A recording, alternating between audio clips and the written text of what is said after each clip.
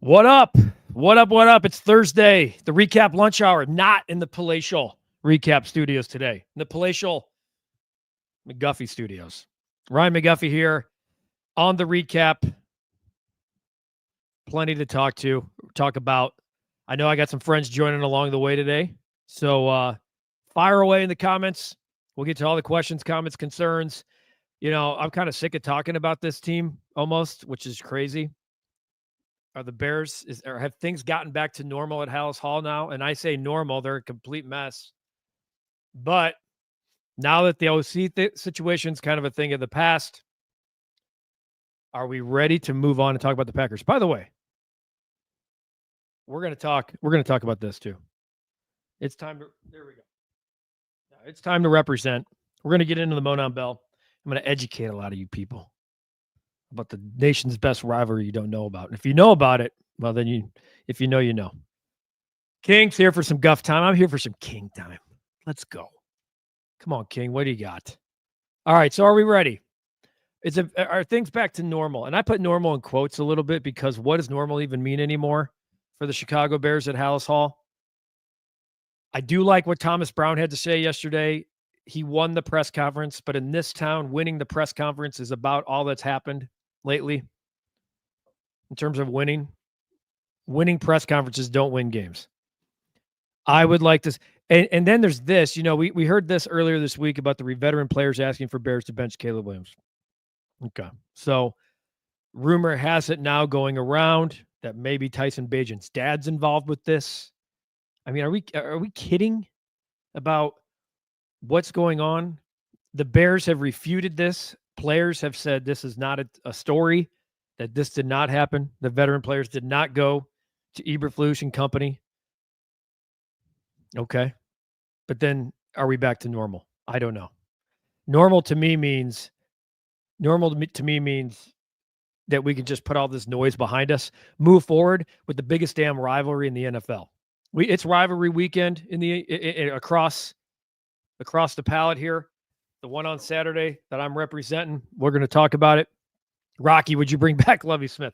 In a different era, yes. But now Lovie, you know, what I would like to do is maybe come up with an original thought. And that's not a knock at you, Rocky. I'm talking about for the Chicago Bears. An original thought, forward thinking.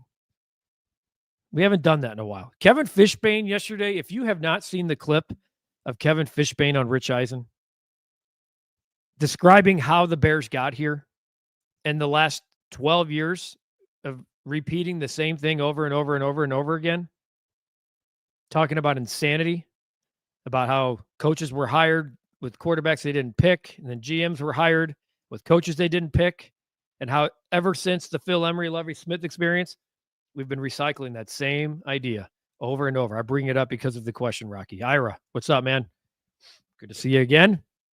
Cap on the morning show wanted to know how Eberflus can get hired as a head coach. My theory is he laid out a quantitative method of hits principle for holding players accountable, grading each play. I mean, go back to how did Shane Waldron get hired by Matt Eberflus? People must have, they really must be able to fool you in the interview. Okay. I think he got hired because he was safe.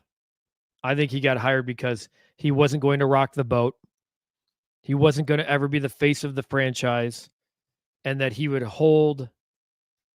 save face for the organization. Safe pick. Safe pick, usually not the right pick. Leroy, I'm going to get to this one in a minute. $29 a month for the Blackhawks, Bulls, and White Sox. That's like $5 a win. Okay, that's pretty funny. I'm going to get to that comment, Leroy. I'm going to come back to you because we are going to talk about the new CHSN development that came out about an hour and a half ago. King, when will we all just admit to ourselves that it's the owners? Nothing will change until they are out. We can continue drafting quarterbacks and firing coaches, but it's the same thing over and over and over again. Yes. We have been talking about ownership. Why does this town get these owners? I don't know. Stop. Here's the problem I have with the owners. Okay. They think we don't matter. We pay, we cheer, we watch the teams, we suffer together. When do we get to actually cheer together? You should care about what the fans think. raising ticket prices, not being available to watch. Your teams aren't very good.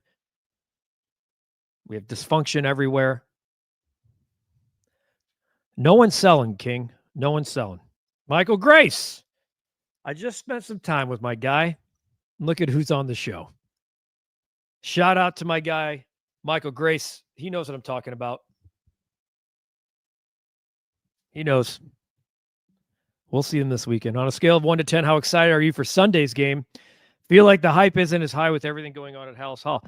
I can tell you right now, I'm a hell of a lot more excited about Saturday's game, DePaul Wabash, the Monon Bell game, the 130th. I thought going in, Michael, to your point, that this game I kind of had circled on the calendar, not because if it was the Packers. It's because of where I thought the Bears were headed, how I felt about what's been happening in this rivalry, 10 straight wins by the Packers. And that I thought maybe, just maybe, there was a change in the guard coming. Guess what I did? Guess what I did? I removed this game from my calendar as if it's important. It's just another game. That's what sucks. I think the rivalry right now matters more to people in Green Bay than Chicago. There's too much going on with this team to focus solely on one opponent. Arnie, since the Bears organization is the only asset the McCaskies have, let's have Bear Nation stop going to the games. This franchise is 10 levels below mediocrity. Here's the thing with the NFL. I don't know if that matters. I hear you. Like fan boycotts of not going to games, like that sucks too, doesn't it? I think so. I think saying like, well, we'll just stop going. The problem is in this town, it really hasn't mattered. You know, the Bulls are top 5 attendance every year. The White Sox, unfortunately, usually are bottom 5. Even when they're winning, people show up. It's a what have you done for me lately fan base, which I like. That hasn't seemed to make a difference. Does it really make NFL's king? They know that.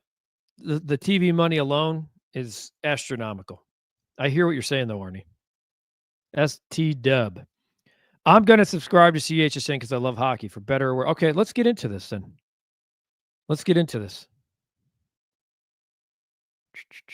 Charles, he's king of spitting. He likes it. What's up, Recap Lunch Hour? Charles, good to have you back as always. Entice Mark Cuban to buy the Bears. I mean, MLB blackballed him. I'd love if Mark Cuban bought the Bears. Hector Bear down. Let's go, man.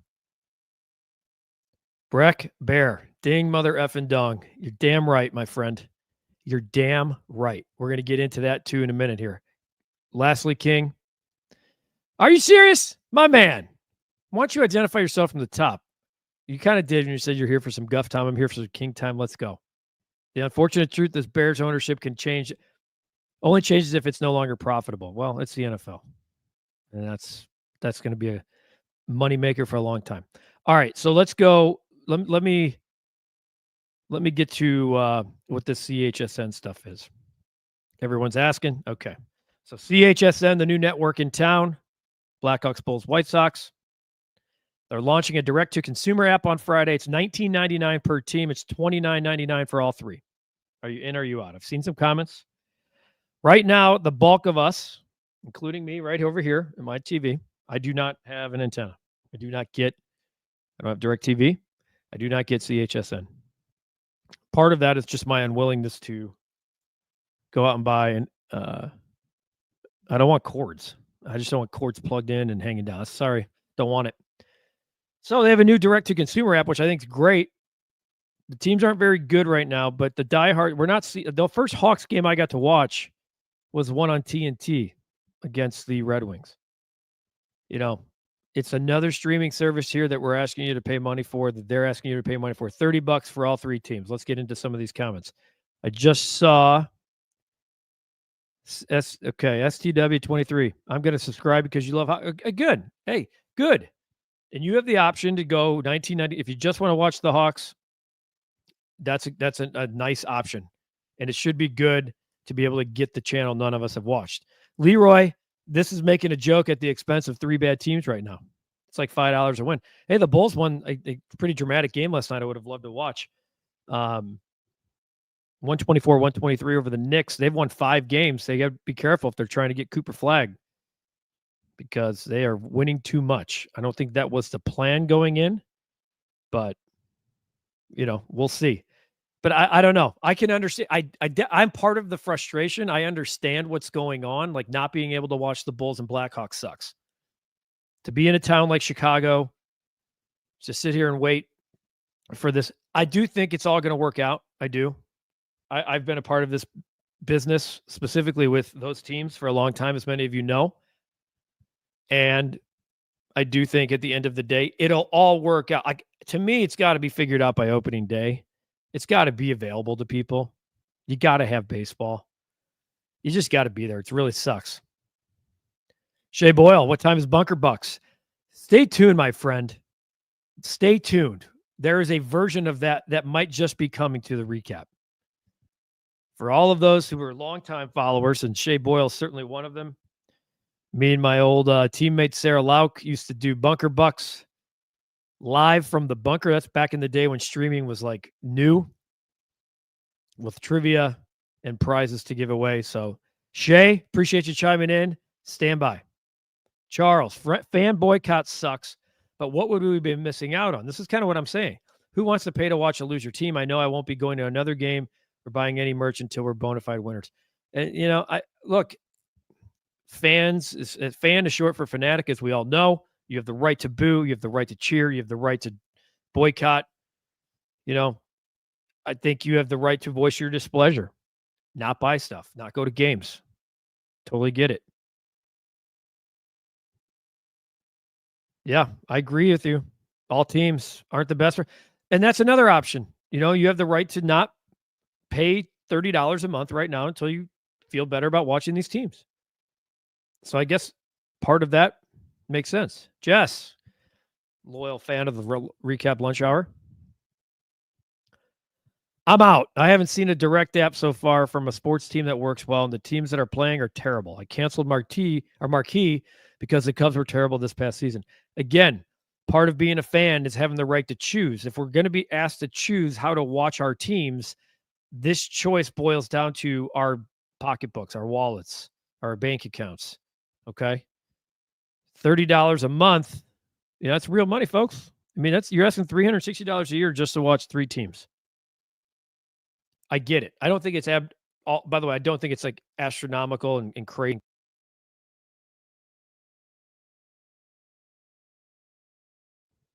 What's up? I'm back because this microphone crapped out on me. So we'll just go back to the old ways. I totally understand, Jess. Danny, Bears ownership needs to stop following White Sox game plan. One championship is good enough, always trying to catch lightning in a bottle. I don't even know if the Bears know how to catch lightning in a bottle, to be honest with you. I think that 2005 World Series, while it was phenomenal, thank God it happened, I do think the White Sox got caught in their own hurricane for a long time because of it. King, in the 90s, Blackhawk home games weren't televised. I remember. I was a kid in the 80s and 90s, so I have vivid memories of running down the driveway to grab the Trib to see the box score. Those days, my friend, are long gone. Those days are long gone, as we know. I mean, you can get hockey games on ESPN Plus. The problem is they're blacked out here. We all know how it works. Mike wants to know about the stadium. In 5 years, I do believe there will be one. It might be opening in 5 years at this point. Arlington Heights. I'm all in on the Arlington Heights situation. Sean, it is hilarious that during this time of our Bears doing this poorly, a new stadium is worth Chicago's money, huh? I agree. Why are we at? Get your team figured out. I think fans would be more inclined to pay tax money to fix the roster than they would to build the stadium. That's where I'm at. What do you guys think? We have CHSN people. Also, there's this going on. Garrett Crochet. Rumors are picking up steam big time. There are 3 teams that I keep seeing. The Red Sox seem to be the hottest in terms of the rumor mill right now. They have 3 top 10 prospects. 3 of the top 10 prospects in baseball are on the Boston Red Sox. Let's talk about that in a second. And King, yes, this lake, the Bears need to be on the lakefront stuff. Overrated. Miserable experience for the fans. The parking sucks. Getting in and out sucks. The fan experience at the field sucks. But we need to preserve the lakefront. My ass. Come on. 13 or 14 teams in the league don't play in the cities that they actually represent. Let's go. Jared, welcome. Let's say Brown comes in and lights a fire under everybody, gets the offense headed in a good direction, turning into a great direction by your end. And Caleb is developing well. Is he head coach? Let's not jump to conclusions here. I think right now, it's all week to week. But giving a guy head coach responsibilities because he got the offense going in the right direction, I'm not sure that's exactly worthy. But Jared, I see where you're going. Scott, Shags. Would Mahomes be successful in Chicago if he was drafted there? It's hard to believe he would be, Scotty. It's hard to believe he would be. I have seen how he works, though, and I know the trainer he works with well, and he's different. I know what I just said. Patrick Mahomes is different. Breaking news that he might be the best quarterback we've ever seen, and that includes Tom Brady. But he went into the perfect situation with a Hall of Fame head coach, with a Pro Bowl veteran quarterback in front of him, the sit and watch philosophy, get in, your time is here, offense built around you with one of the best innovative offensive play callers of all time. What a horrible situation for Patrick Mahomes to walk into. And to be honest with you, we've seen this. We have seen high drafted quarterbacks fail miserably. Most of them fail themselves out of the league. They're longtime backups. And then we've seen the flip side, where they've actually got a second wind and been successful. Alex Smith is one of them. Harbaugh got him going, but he really hit his stride in Kansas City. There's other people that never find it. Sam Bradford never got it. Look at Jared Goff. Jared Goff's a great example. Went to the Super Bowl with the Rams, gets traded. Everyone's like, you're done here. We need something else. Jared Goff is in the MVP discussion. I know he threw 5 picks last week, but I'm talking about, look at what he's representing. The best team in the NFC. Coaching, situation, matters, shocking. Well, for 100 flipping years that we haven't been able to figure out the most important position in sports. Not coincidence. When you don't prioritize top down, you're going to have failure along the way. And unfortunately, the Bears haven't figured that out. And we're still talking about Sid flipping Luckman. Mahomes would be out of the league by now if the Bears had drafted him, says King.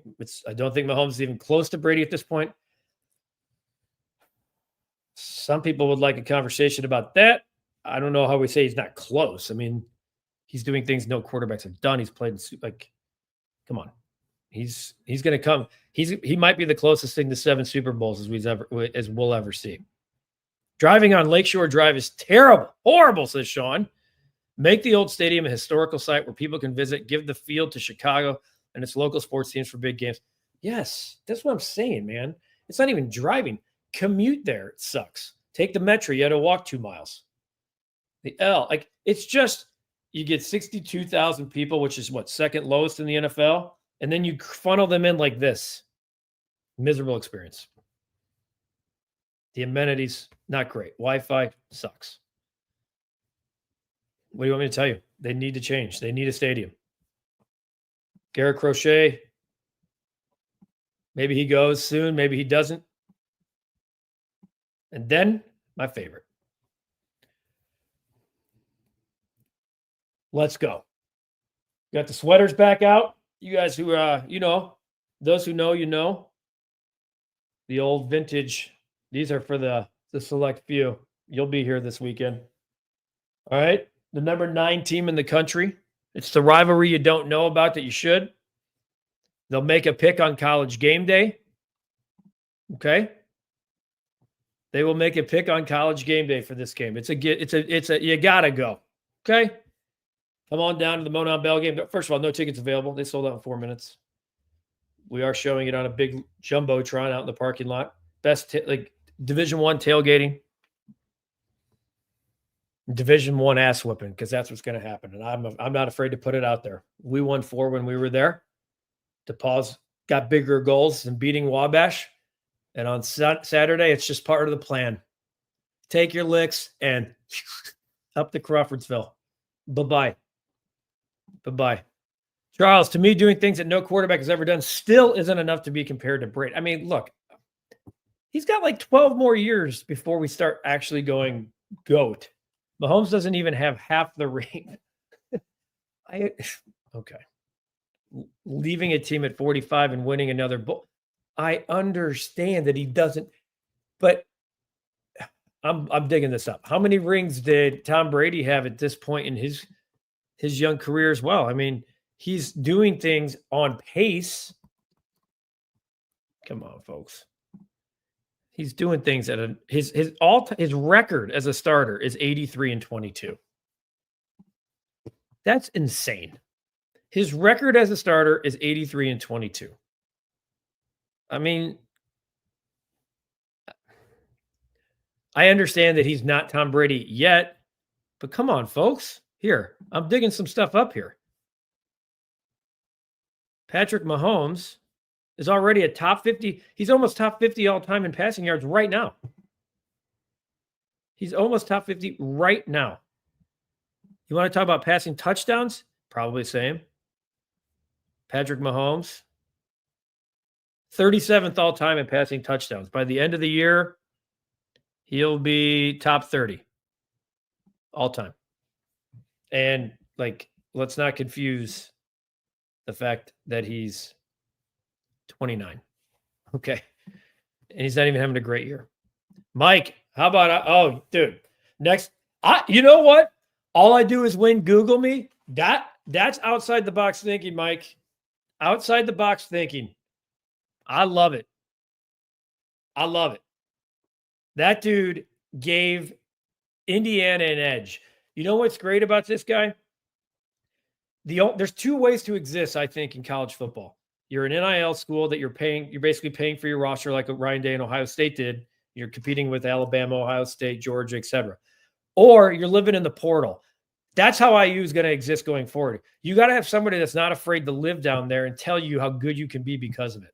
Who cares how brash? I mean, that guy at Assembly Hall when he was introduced said, I'm not used to taking second seat to another team in town. He was talking about Indiana basketball, and he says Purdue sucks, but so does Michigan and Ohio State. That guy is awesome. Not everyone's cup of tea. They're 10-0 for the first time ever. King, peace out, Guff. Hope Cap knows how good a free agent signing you were. Love, my man. Appreciate you. No, Caleb's not a bust. I'm not going there. I'm not going to the fact that Caleb Williams is a bust in 9 games. Not happening. Here's the other thing about Caleb. The one thing he hasn't done, he's done plenty. He's been sacked 38 flipping times in 9 games. But he doesn't turn the ball over. Now, he holds on to it an awful long time. But he doesn't turn the ball over. He's thrown 5 interceptions. Okay? 5 interceptions. I'm trying to find wins here, folks. I'm talking about legitimate bona fide wins. That's one. Okay. Max. Any Sox coaching updates? Here's one. They officially named Ryan Fuller director of hitting today. I like this position. He's 34 years old. Spent the last 3 seasons as co-hitting coach of the Baltimore Orioles. That works. They've done some things. They ranked second last year in home runs, 3rd in extra base hits, 3rd in slugging, 4th in runs scored. We know the White Sox offense was historically bad. So they now have a director of hitting. We don't know much more about exactly who the full coaching staff is. We know Grady Sizemore will likely be on staff. Ethan Katz will likely remain. I want to see some other big league names attached, though. Okay. I don't want to see a bunch of holdovers, personally. Miguel doesn't want Caleb to be benched. If we're going to move on from Flus, how can we allow him to coach Caleb? Yeah, well, that's why Flus should have never been back this year. And that's why I question if Ryan Poles is actually allowed to do his job. It is, because I don't think it makes much sense to pair rookie quarterback, number 1 overall pick, with a coach on the hot seat, because it only happens in Chicago time and time and time again. Thoughts on Napoli and Willie Harris? I'm okay with it. A couple of former Cubs. I'm okay with it. A lot of people didn't love Willie Harris, third base coach for the Cubs, but I'll take aggressiveness right now in the base pass. White Sox haven't done much from a fundamental standpoint in a long time. I mean, Willie would be endearing to the fans. It's a good fan hire. But give me guys who've done it before. We know Napoli. I mean, people both in Boston and Cleveland loved him. I'm all for guys I don't have to Google in terms of coaching staff, guys. All right? That's where I'm at. Okay, so heading into a big weekend. We got the Packers. You know where my heart's at this weekend. And the Oriole Park Falcons, as my son goes for a regional title. Throw them out. Going for an 11-0 season. Here's the deal. Caps in Vegas, folks. How about that? That's why I'm here in my palatial. I'm not going in. Katie's not going in today. They're not going in. We're not going in. That's how we roll at the recap. Unsure of tomorrow's lunch hour. We may just do a happy hour tomorrow. We'll call it the Cappy hour with Guff. That could get dangerous. I'm not going to lie to you. We do Cappy hour. I don't know. YouTube may break records. There'll be metrics I don't even know existed if we do Cappy hour. So we'll have all kinds of guests. We might even get Katie on cam in the Cappy hour. We'll see what happens. But the recap lunch hour tomorrow is questionable. It's on the injury report. It's questionable. Limited participant. We'll see how it goes. But as always, appreciate you. Sounds good to you, Jess. Appreciate you. It's the recap lunch hour. A quick note. Next week's scheduled Elko Football Recap Live with Cap, Alex Brown, and Tommy Waddle is moved to November 26th. We will have more on that. November 26th, the week of Thanksgiving. We're headed right into Blackout Wednesday or whatever they call it. Just come party with us. Start the whole Thanksgiving festivities a day early on the 26th in Orland Park. We're going to have a great time. We'll break down all of the madness that continues to happen at Hallis Hall. And Michael, that's what I'm talking about. If we do Cappy hour, I think we would not call it lunch hour. We would call it Cappy hour. And if it happens from Moore's, it might be the last time you'll ever see me again on a live stream. Chris, what will sports be like in Chicago in 15 to 20 years when no one is watching sports because of these? I think everyone's trying to figure it out. By then, we might have the games on the recap. We might have gotten the rights. That's the goal. The recap takes over the world, and we just give you the games, and you won't have to get it. We'll figure it out. How about that? We'll figure it out. It's impossible to predict 15 to 20 years from now. If anyone knew, they'd be on a beach somewhere on a yacht because they'd have a lot of damn money as everyone continues to try to figure this out. This has been the Recap Lunch Hour. I'm Ryan McGuffey. We might see you tomorrow. We'll figure it out. Otherwise, DePaul Wabash Saturday, the Bears and Packers. Think Monday we're going to have a hot lunch hour. I can tell you that right now. We may even have we'll have to get some kind of, Katie and I will talk. We're going to have to get some kind of spread, I think, on Monday just to kind of soak up the weekend, literally and figuratively. All right. So until then, I'm Ryan McGuffey. This has been the Recap Lunch Hour. We'll see you guys soon.